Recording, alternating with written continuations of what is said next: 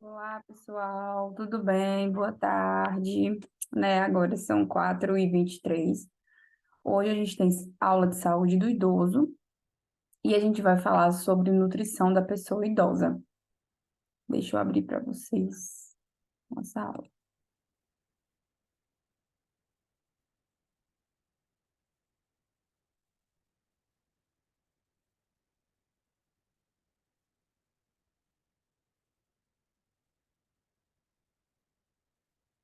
Bom, pessoal, hoje a gente vai falar sobre a nutrição da pessoa idosa. Vamos falar tudo sobre a questão nutricional, alimentar das pessoas idosas, tá? E qual conduta nós, como enfermeiros, como técnicos de enfermagem, devemos abordar junto com eles.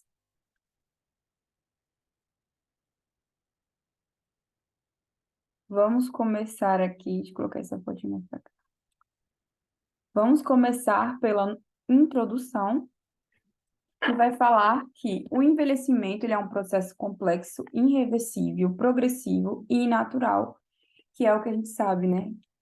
Uma coisa a gente tem certeza na vida, que a gente vai envelhecer e vai morrer. E aí isso vai se caracterizar por modificações morfológicas, psicológicas, funcionais e também bioquímicas.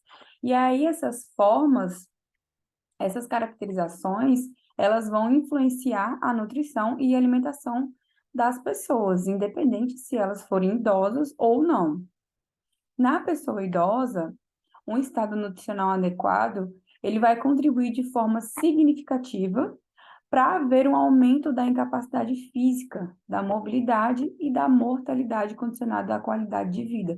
Então, a gente sabe que uma alimentação saudável pode sim prolongar a nossa qualidade de vida, prolongar os nossos dias de vida na Terra, né? Então, a forma nutricional vai estar dentro da enfermagem, porque a gente vai sempre que possível, orientar esses idosos para que eles sigam uma dieta nutricional. A gente precisa lembrar eles que eles não são mais jovens, né? Que não é qualquer alimentação que eles devem ingerir. E dependendo da alimentação inflamatória, vai ter um aumento na capacidade física, né? Vai ter um aumento na mobilidade dessa pessoa, seu déficit vai alterar a mortalidade, e aí a gente vai é, relacionando na qualidade de vida, né? A gente vai estar sempre ali no pé deles, orientando para uma melhor alimentação, para, consequentemente, melhor qualidade de vida. A intervenção na área da nutrição, ela deve ser realizada de forma articulada. E aí não vai envolver só os técnicos, nem os enfermeiros e nem o médico. Apesar da gente trabalhar como uma equipe multidisciplinar, a gente precisa do apoio do nutricionista da nossa unidade básica de saúde, né? Vai envolver nutricionista, médico, enfermeiro e também os cuidadores que estão ali com aqueles idosos, né? Aquelas famílias que possuem condições financeiras de poder pagar uma pessoa para poder ajudar, né? Essa pessoa também ela tem que ser atualizada com relação à nutrição daquele idoso, né? E aí os familiares, eles também têm essa obrigação de saber como lidar com a alimentação daquele idoso, independente se ele está em lar, centros de convívio, essas pessoas têm que ter uma base nutricional para cada idoso. Cada idoso tem que ter uma tabela nutricional diferente, porque cada pessoa varia de cada pessoa, né? Por exemplo, uma pessoa que tem hipertensão, uma pessoa que tem diabetes, uma pessoa que tem Parkinson, por exemplo, o aumento da proteína pode fazer com que essa pessoa ela desbalanceie totalmente na sua alimentação e afeta sim a sua doença, né? Uma pessoa com hipertensão ela vai fazer a utilização de alimentos sem sal, né? E as pessoas que são diabéticas vão precisar fazer aquela parada total, total não, aquela parada significativa na utilização, na ingestão de doces, né? Então, cada pessoa se baseia numa tabela nutricional diferente, e a gente precisa avaliar dessa forma. Geralmente, quem vai fazer essa tabela vai ser o nutricionista, né? O médico, a gente, os enfermeiros vai encaminhar para o nutricionista e ele vai elaborar toda essa alimentação dessa pessoa idosa. E aí a gente também vai precisar da ajuda da família, vai precisar da ajuda dos cuidadores, né? A gente vai agir ali como uma equipe multiprofissional. É por isso que é o nome, equipe multiprofissional. A gente nunca vai trabalhar sozinhos. E aí, quais seriam os determinantes do estado nutricional da pessoa idosa? Os fatores que condicionam o estado nutricional das pessoas idosas, eles podem ser divididos em 4 grupos, que no caso, aqui são 5 grupos, né? Fatores ambientais, a gente vai falar sobre todos, fatores ambientais, o estado nutricional, fatores socioeconômicos, fatores fisiológicos e os fatores neuropsicológicos.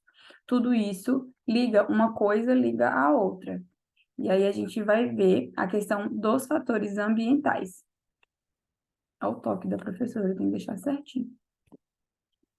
Os fatores ambientais. O que incluiria ali nos fatores ambientais?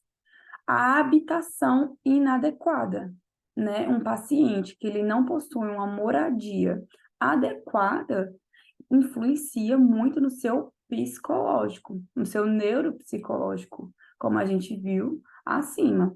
Então, tudo isso vai englobar, vai fazer com que mexa com a cabeça desse idoso. As faltas de meios de comunicação, de condições para preparar as refeições, né? Se a gente está num fator ambiental ruim, é porque esse idoso ele não possui certas condições financeiras.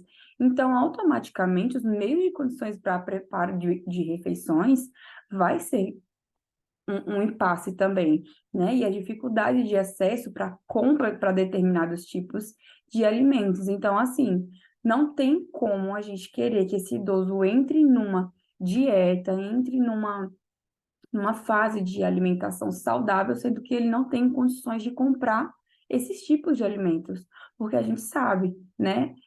Eu, por exemplo, eu faço academia, então a gente sabe o preço das coisas, o quão é caro. Um couve-flor é um absurdo, né? Então, as pessoas que têm esse hábito de alimento saudável, ela precisa ter uma condição financeira boa. Não é todo mundo que consegue comprar esse tipo de coisa. Às vezes a gente sai da dieta porque se for para a gente colocar à risca, tudo que o nutricionista colocar num papel para a gente se alimentar, para a gente seguir à risca todos os dias aquela alimentação, o salário do mês vai embora. É caro, é muito caro, né? E aí entra também a questão da falta de apoio dos serviços comunitários. Então, o que que a gente vai poder fazer? Seu José, eu sei que o senhor não tem condições de comprar um couve-flor, é muito caro. Ou então, seu José, a gente sabe que couve-flor é caro, então vamos fazer a utilização de cenoura, de batata, né? Em questão de frutas, a gente não vai pedir para eles comprar um kiwi, por exemplo, morango. São coisas que aqui no Nordeste são muito caras. Pelo menos aqui onde eu moro, são muito caras. Uma caixinha de morango é R$ 12, R$ 15, né? Então, a gente não vai exigir que eles comprem algo, algum alimento que de toda forma mexa no orçamento deles. Mexa no orçamento deles de uma forma grande, uma forma que vai fazer falta. Então, na questão das frutas, ao invés de eu pedir para ele comer um kiwi ou um morango, né, frutas que a gente sabe que são caras, vamos falar para ele comer uma banana, né? Para ele comer manga, maçã. A gente precisa adaptar ele a esse meio de alimentação saudável.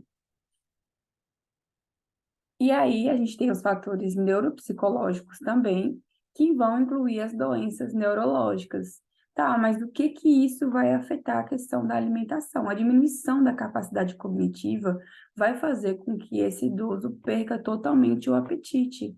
A depressão também vai fazer com que ele se encolha, com que ele não tenha contato com ninguém e automaticamente não tenha apetite. A alteração do estado emocional. Então, tudo isso nos fatores neuropsicológicos estão envolvidos. A gente também precisa trabalhar. Quando a gente vai naquele idoso, a gente não vai só com a mente de vou passar uma alimentação saudável para ele, vou orientá-lo para que ele faça uma alimentação saudável. A gente precisa ver de cabo a rabo aonde está interferindo, por que é que ele não está se alimentando de forma adequada. Tá? Não é só a questão da alimentação em si, a gente tem que ver como um todo. E aí, neste como um todo, vai entrar a questão dos fatores fisiológicos. Os fatores fisiológicos, quais seriam eles? A saúde oral. Ele tá com a boca de uma forma saudável para ele receber alimentos saudáveis, né? A acuidade sensorial, imobilidade e inatividade, a perca de massa muscular vai fazer com que esse paciente tenha uma certa dificuldade para caminhar, para fazer os seus afazeres do dia a dia, e aí a gente tem uns alimentos que vão fortalecer esse tônus muscular dele, o aumento da massa gorda, a diminuição da densidade óssea, a diminuição da função imunitária, né, a falta dos alimentos saudáveis vão fazer com que esse paciente caia a sua imunidade e a diminuição do seu pH gástrico, certo? Certas alimentações, a gente precisa se alimentar bem para poder manter o nosso pH gástrico de uma forma que esteja ali, naquele plano, né? Então, a alimentação também vai influenciar muito em todos esses fatores fisiológicos. E também a gente tem os fatores socioeconômicos e culturais. Tá, Thaís, mas o que é que isso tem a ver com a alimentação? O baixo nível de educação. No que vai influenciar o baixo nível de educação? A marginalização, a pobreza, o acesso limitado a cuidados médicos, né? A questão dele morar num lugar que tem essa marginalização e tem essa pobreza, automaticamente ele vai ter uma falta de conhecimento sobre os alimentos nutricionais, ele vai ter um acesso limitado aos cuidados médicos com nutricionista e com profissional enfermeiro, né? Ele também vai ter aquele restrito de visitas domiciliares, que é onde a gente tem a oportunidade de ir até eles e orientá-los sobre isso, né? Tem aquelas crenças e mitos que todos os idosos têm, ah, eu não vou fazer isso, antigamente a gente fazia aquilo, né? Hoje em dia, eles não percebem que o tempo de hoje mudou. Por exemplo, hoje em dia a gente não está colocando mais estrume no umbiguinho da criança quando nasce, né? Que são coisas que eles faziam antigamente, que para eles era normal. Só que hoje tem estudos que comprovam que isso não pode ser feito. A institucionalização também está envolvida, os elevados gastos de saúde. Então, às vezes, eles ficam com medo de vir até nós pelo fato de saber que hoje em dia a maioria das coisas são pagas. Então, eles sabem que o gasto que eles vão ter para poder entrar num processo nutricional bom vai ter gastos. E isso vai afetar o bolso deles, né? Aí entra o índice da pobreza, de não poder comprar uma maçã, um alimento saudável para ele se alimentar. Quais seriam os outros determinantes? Os problemas de mastigação também são fatores muito grandes e que a gente vê muito nos idosos hoje em dia, e é muito difícil você ver idoso fazendo a sua manutenção no dentista. Então, aí as alterações nas gengivas e dentes e próteses mal ajustadas, né? Eles pegam a prótese, colocam na boca e acham que tá tudo bem. E pronto, não precisa fazer mais nada. Mas tem sim.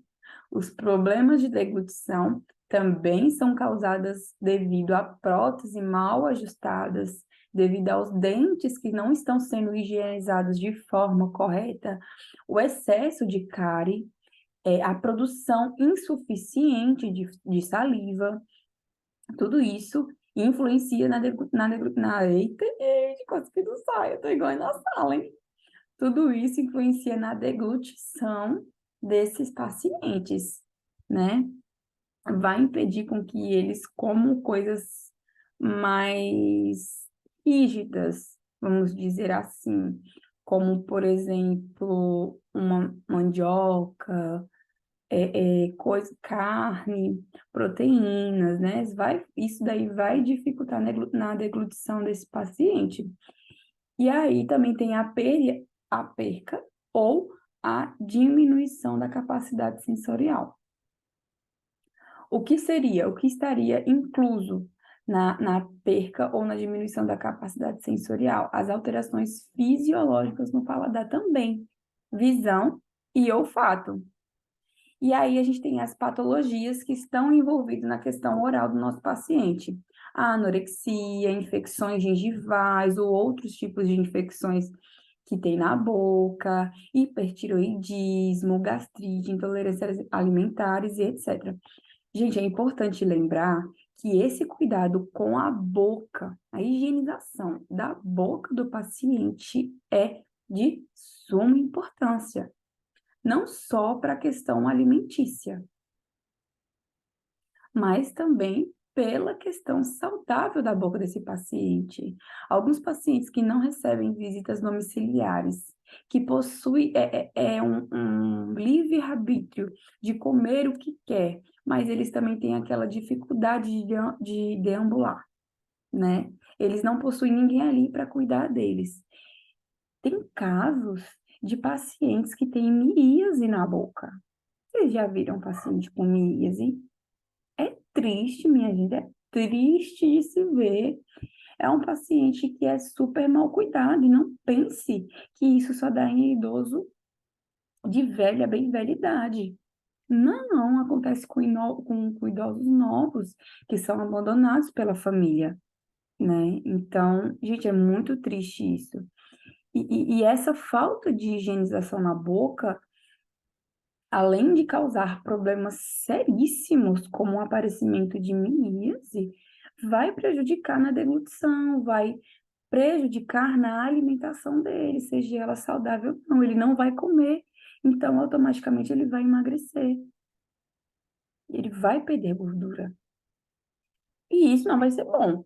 Uma coisa é você perder gordura de forma saudável, você perder gordura mesmo, e outra coisa é você perder por não se alimentar, por miíase mesmo. Depois, se vocês tiverem oportunidade, quem não souber o que é miíase, são aqueles bichinhos, aquelas larvinhas.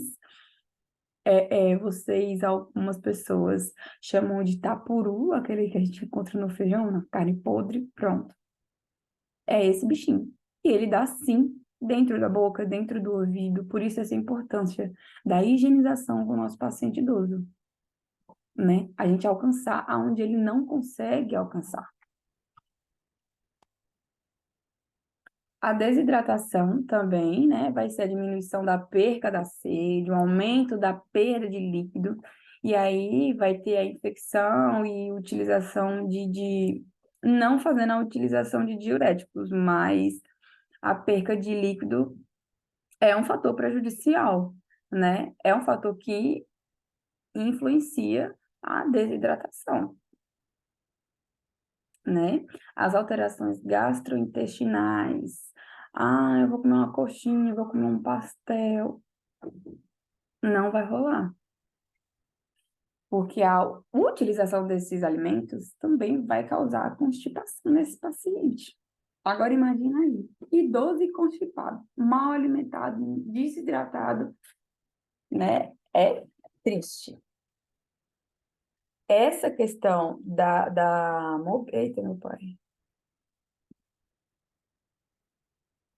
Oh, essa questão da mobilidade intestinal, ela vai fazer A constipação, ela vai fazer com que diminua a mobilidade intestinal, vai fazer com que diminua a ingestão de líquidos e que diminua o consumo de fibras. Isso daí vai causar flatulência, diarreia e entre outros. Thaís, uma curiosidade bem legal para vocês aqui hoje. Thaís, por que que a gente tem que beber muita água? Por que que a água influencia na nossa digestão de alimentos, né, na nossa mobilidade intestinal? Então, vamos dizer que o nosso intestino, ele precisa de água também, né? E aí a gente não bebe água. A nossa alimentação possui uma porcentagem razoável de água. A nossa alimentação vai fazer com que obtenha a nossa digestão e a formação dos bolos fecais. Então, se a gente não bebe água, o nosso corpo vai estar pegando água da onde? Do nosso cocô. E eu tenho certeza que agora vocês vão beber água. Porque se você passar muito tempo sem beber água, o seu corpo vai estar utilizando, ele precisa de água, então ele vai estar utilizando a água do seu cocô, das fezes. Então, para que o seu corpo não precise absorver a água do cocô, façam a utilização de água, ingere, a pessoa precisa ingerir a água. Gente, precisa beber pelo menos uns 2, 3 litros de água por dia, de acordo com o CMC. Aí tem que calcular para ver aí quantos litros de água o seu corpo vai aguentar beber. Tabacos e bebidas alcoólicas. Também pode diminuir o apetite e conduzir à desnutrição. Pode agravar em algumas patologias e o prejuízo cognitivo. A questão alcoólica, a gente não pode nem falar muita coisa, porque os idosos hoje em dia bebem mais do que os adolescentes. É, eu trabalho também no serviço de convivência. E sempre tem forró dos idosos. E quando tem forró dos idosos, eles bebem muito. Eles bebem de uma forma absurda.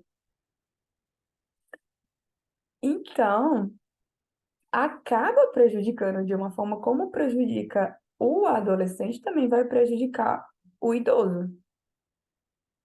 E aí, os medicamentos, polimedicação e a automedicação, interação entre fármacos, alimentos, estado nutricional, a absorção, metabolismo e a excreção de nutrientes. A malnutrição, ela pode ser consequência do excesso do déficit ou do desequilíbrio de nutrientes e energia. E aí, de toda forma, isso daí vai agravar o estado nutricional das pessoas que são idosas, né? A malnutrição, ela vai contribuir significativamente com o aumento da mortalidade.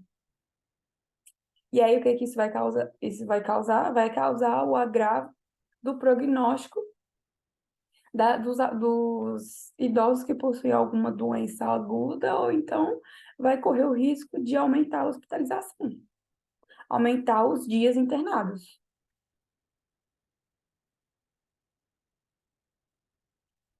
Cada pessoa envelhece num ritmo próprio. Então, os diferentes ritmos de envelhecimento, eles ajudam a explicar a razão pela qual se fazer uma comparação entre duas pessoas que têm a mesma idade e anos, ou uma que aparenta estar mais jovem ou melhores condições físicas ou mentais do que a outra. Então, pode ser que eu esteja mal, depressiva, cabisbaixo, sem alimentar direito, com perca de peso, desnutrição, anorexia. E um idoso com seus 70, 80 anos está em condições perfeitas. Por exemplo, eu já falei para vocês em sala de aula que minha avó, ela tem os seus 70 anos, acho que é 70, e ela possui a vida ativa muito mais do que eu. Ela carrega, ela anda uns, uns 2 quilômetros com um balde na cabeça. para poder levar comida pro porco. Então, eu fico admirada, porque ela coloca aquela toalha na cabeça, coloca o balde super pesado em cima e vai levar a comida para os porcos como se não houvesse o amanhã e não sente dor. Eu fico impressionada. Eu, com 24 anos, não tenho uma coisa dessa. Eu não tenho capacidade de fazer uma coisa dessa. Eu não tenho força, eu não tenho estrutura para fazer isso. Tudo bem que é uma coisa que ela vem fazendo já tem muitos anos. Mas mesmo assim, é coisa da gente admirar, né? Tem pessoas idosas que possuem atividade física, que fazem atividade física, que são mais ativas do que a gente. Isso daí me impressiona. Às vezes eu fico revoltada comigo mesma, de falar, meu Deus, eu tô morta, que eu não consigo fazer uma coisa dessa, né? E aí, cada pessoa envelhece num ritmo próprio. Como eu falei para vocês na aula anterior, a melanina, ela influencia demais no processo de envelhecimento da pele, né? As pessoas que são negras, elas possuem uma certa dificuldade de criar rugas, né? Já as pessoas mais claras, as pessoas brancas, elas envelhecem muito rápido. Independente do ritmo de envelhecimento, aí vai ser preciso aceitar que esse processo faz parte do ciclo natural da vida, mas a gente não quer aceitar. A gente faz academia como se não houvesse o amanhã. Só que a gente esquece que daqui a uns 50 anos a gente mais não é nada na vida. A gente é só um corpo, né? E aí isso daí vai estabelecer rotinas saudáveis da vida e também vai trazer benefícios para a saúde, mesmo nas idades mais avançadas.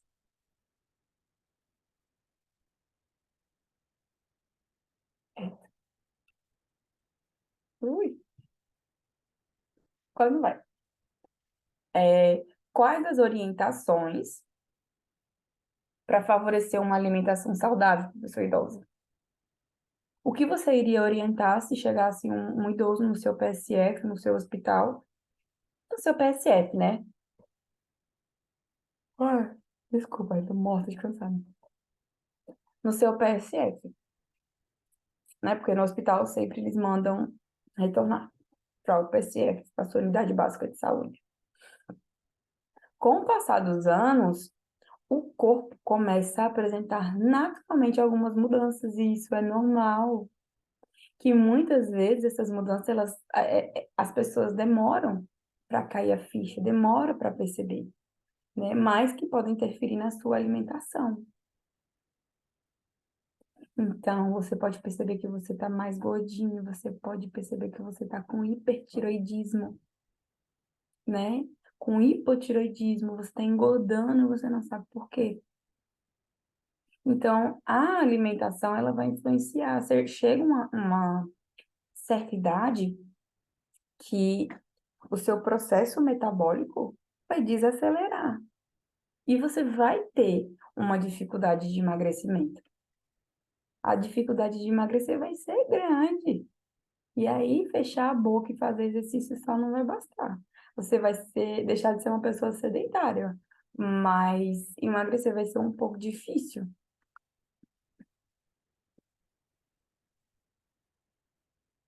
Quais as orientações para favorecer uma alimentação saudável? Então, para a pessoa idosa. Tornar o ambiente da cozinha o local de refeições mais adequado e agradável, para a gente poder conferir um maior conforto. A segurança e a autonomia no dia a dia das pessoas idosas é uma medida que tem um impacto positivo na autoestima, no preparo das refeições e no estabelecimento do prazer à mesa. Isso daí não é só com o idoso. É tão lindo quando a gente vê um prato bem elaborado, um purê de batata, um, um, um pedaço de bife gostoso. A gente não gosta de ver um prato bonito, prato verde. É prazeroso para mim. Eu gosto, né? Eu só não tenho condições financeiras para bancar esses pratos. Mas isso me instiga a comer. Um prato bonito faz com que a gente tenha sede, que a gente tenha vontade de comer aquilo, não é? É tão ruim quando você pega um prato feio, ai, Deus me perdoe, um prato com um arroz colocado de todo jeito, um feijão colocado de todo jeito, uma carne colocada de todo jeito, isso aí faz com que a gente perca o apetite, né? E por que não seria diferente num idoso? Já que ele, a maioria, né, a gente está falando de um idoso debilitado, ele vai precisar da nossa ajuda para poder se alimentar, então, nada mais justo do que a gente fazer um prato bonito para que instigue ele a se alimentar, para que faça com que ele tenha vontade de comer, né? As medidas associadas ao preparo das refeições diárias, quais seriam eles? O cuidado na compra dos alimentos, estar atenta aos rótulos dos alimentos, ver a questão da validade, a questão do açúcar, e enfim, fazer uma lista de compras,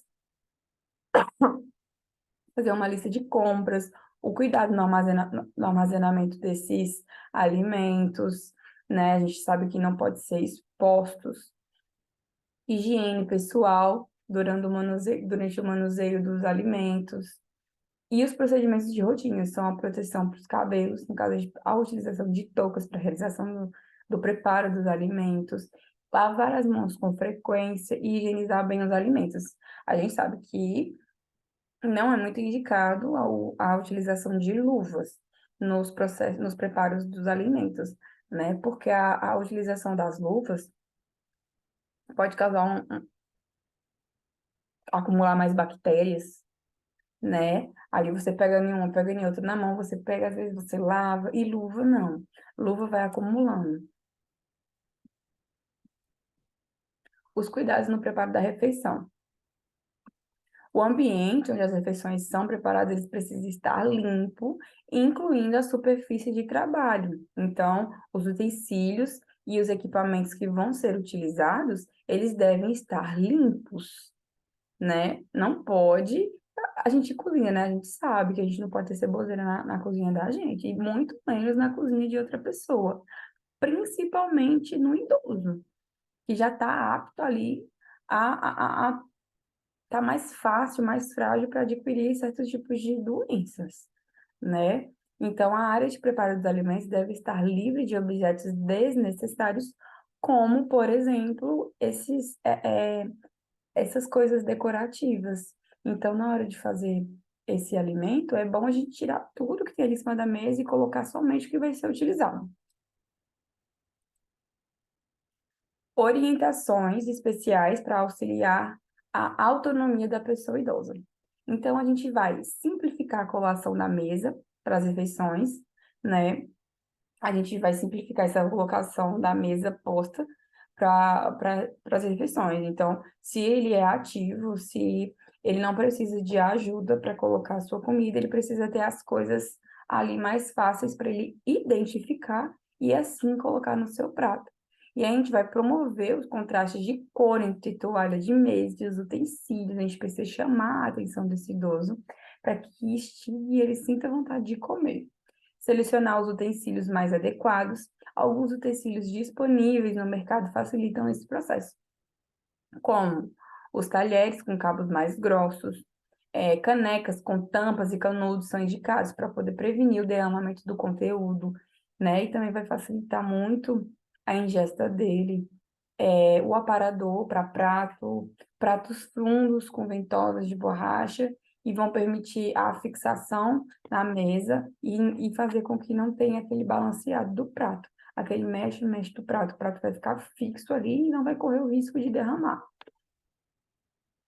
Pratos fundos, canecas ou xícaras com uma alça maior. As recomendações para a nutrição da pessoa idosa, a gente vai falar também sobre a população idosa que apresenta os altos índices de desnutrição, desidratação e obesidade.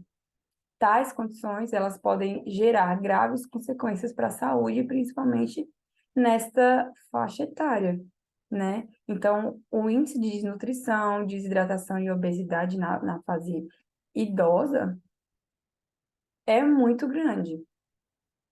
É muito grande, como eu falei para vocês. Chega um certo tempo que o nosso metabolismo vai desacelerando. E isso daí vai fazendo com que fique mais difícil, ainda mais complicado, para quem quer entrar no processo de emagrecimento. Quais são as recomendações para a nutrição da pessoa idosa?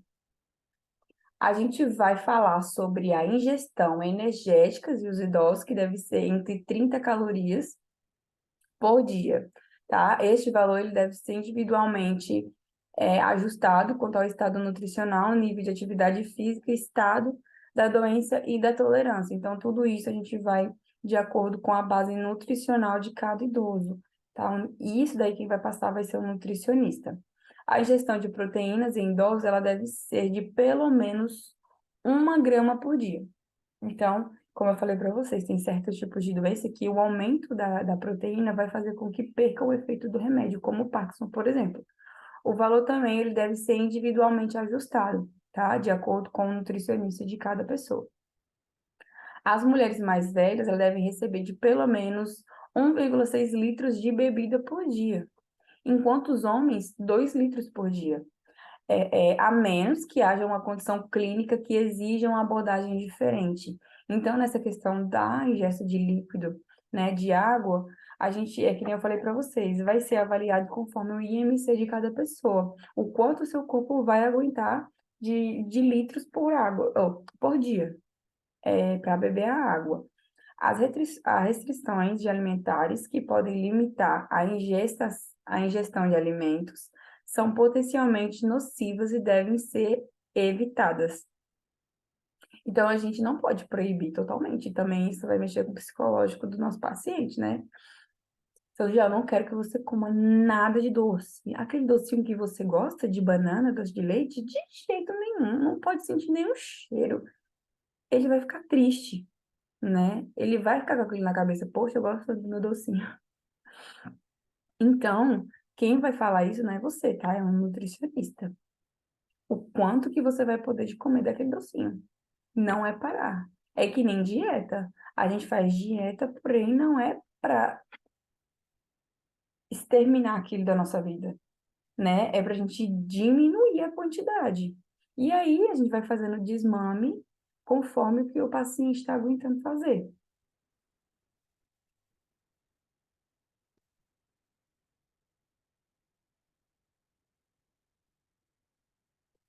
Quais são a prevenção e a forma de tratamento da desnutrição? Todos os idosos devem ser rotineiramente rastreados para desnutrição como uma ferramenta de validade, de modo a incentivar a ingestão alimentar adequada e a qualidade de vida.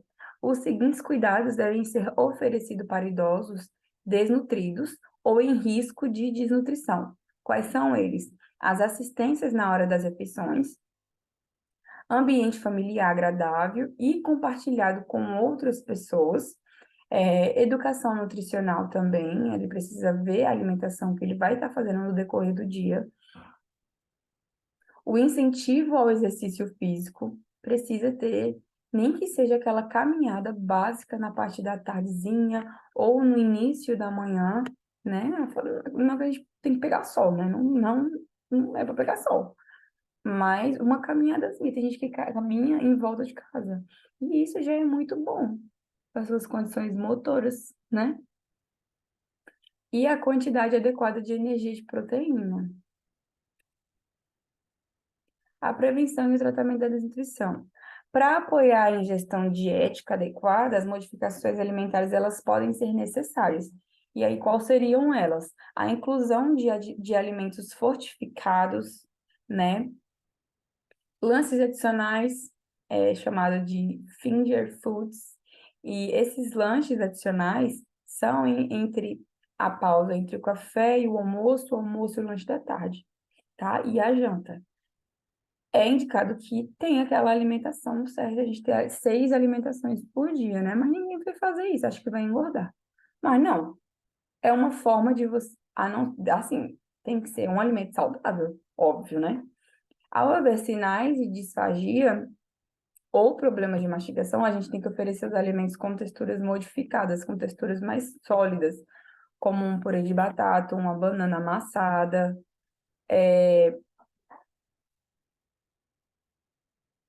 Índice de suplemento, a gente também tem que ver as questões de suplementos nutricionais e orais. Eu fui pegar. Pode pegar. Não.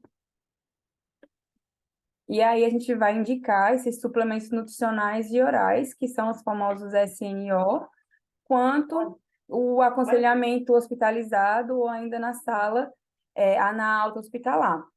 Os suplementos nutricionais orais, eles devem ser fornecidos de pelo menos 400 calorias por dia, incluindo 30 gramas ou mais de proteína por dia.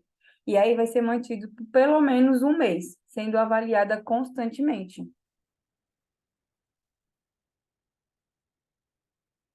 Cachorro me jura. E aí a nutrição interal e parenteral, elas só devem ser usadas se houver uma chance real de melhora ou manutenção da condição do paciente, tá? Durante os 3 primeiros dias, esses idosos que estão desnutridos, a gente deve manter uma atenção especial.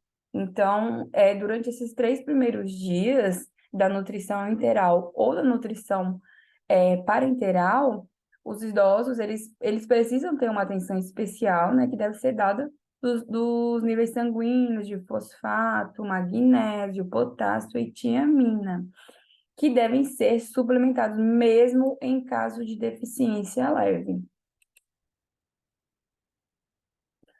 Todos os idosos, eles devem ser rastreados para desidratação, preferencialmente através da osmolaridade sérica ou plasmática, que é medida diretamente, sendo considerada a desidratação dos valores acima de 30 mOSM por quilo, tá? Como é que vai ser a forma para a gente prevenir essa desidratação nos idosos? A equipe cuidadora deve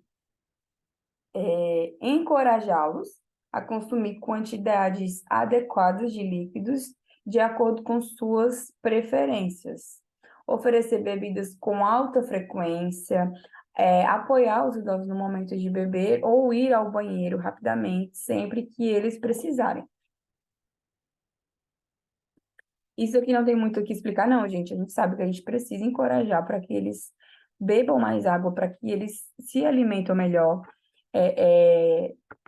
Tudo bem que tem que ser de acordo com a gente tem que seguir à risca aquilo que aquele paciente gosta, né? Mas a gente precisa estar sempre oferecendo bebida com mais frequência e estar sempre incentivando eles a ir ao banheiro, fazer suas eliminações fisiológicas, porque na maioria das vezes eles não é vergonha. Além da vergonha do cuidador ou da família de pedir ajuda, né? Eles ficam prendendo ali. Então a gente precisa dar esse apoio. O tratamento da desidratação se dará de acordo com as condições dos idosos. Os idosos que pareçam bem, aumentar a ingestão de líquidos.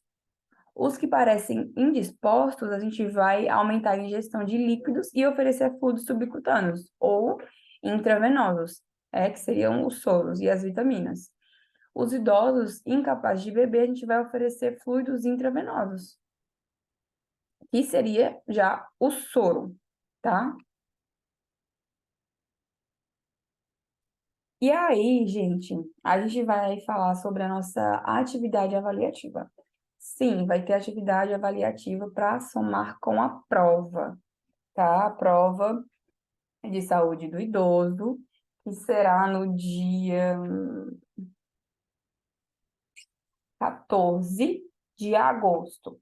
A gente vai entrar nas nossas férias, né? E aí, nessas férias, vocês vão estudar bastante, eu tenho certeza, para poder passar na nossa prova, que vai ser realizada no dia 14/8, de forma presencial. Diferente de saúde coletiva, que a gente vai fazer quarta-feira, nossa avaliação de forma online. Tá? E aí, eu tenho duas atividades aqui para vocês, de saúde do idoso. Uma vai ser atividade de questões e respostas e a outra vai ser um filme. E aí, a primeira questão é qual a ingestão energética adequada para um idoso?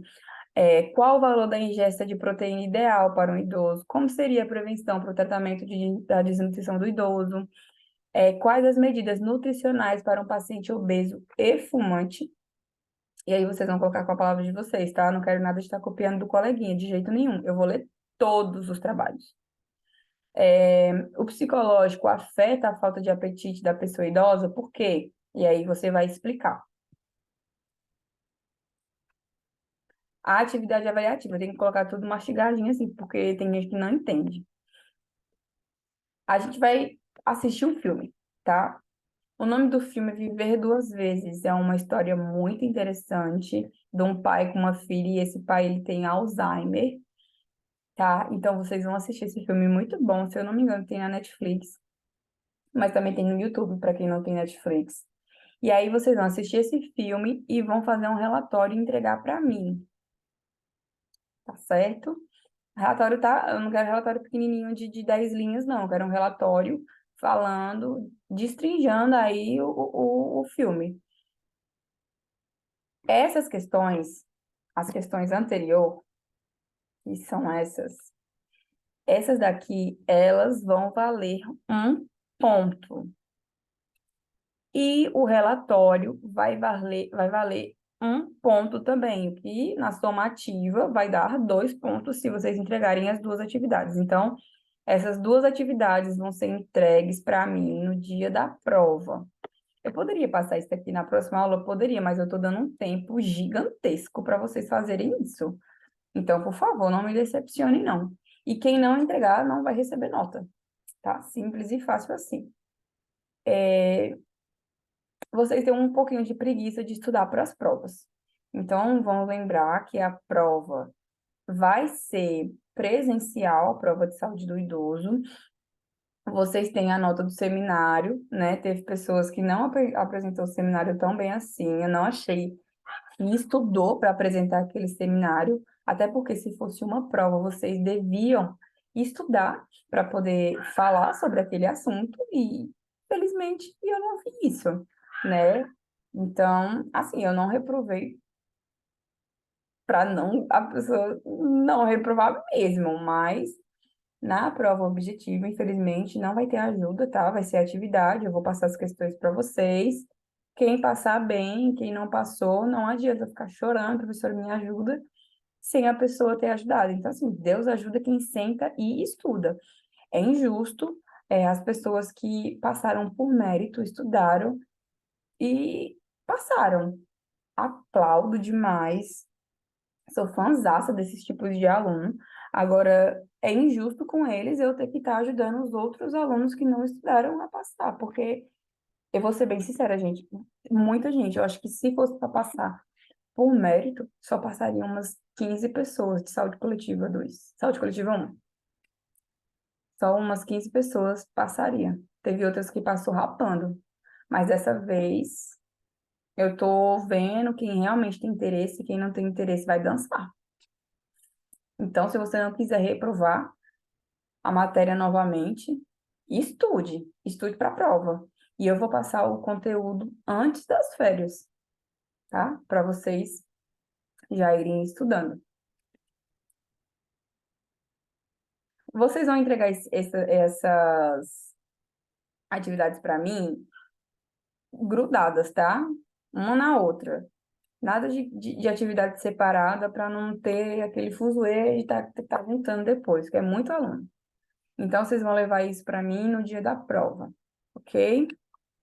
Essa é a atividade de saúde coletiva, de saúde do adulto e do idoso, tá bom? E muito obrigada, gente.